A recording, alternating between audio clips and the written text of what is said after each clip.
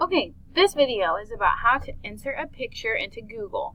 So your first step is you need to go find the picture you want. So we are going to find a picture of bubblegum. So we're going to type bubblegum, and then we're going to click images right here.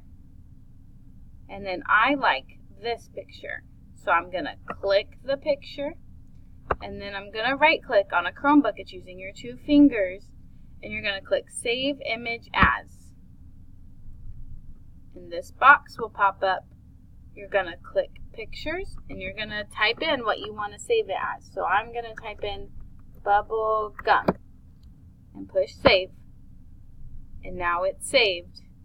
So now I'm going to go back to my document, which is right here.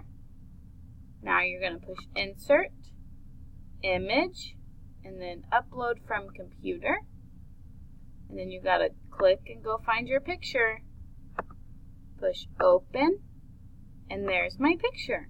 Then you can format it to whatever size you want. You can make it small, you can make it bigger, you can make it skinny, you can make it fatter, whatever you want. When you're done, you just click off and it will save.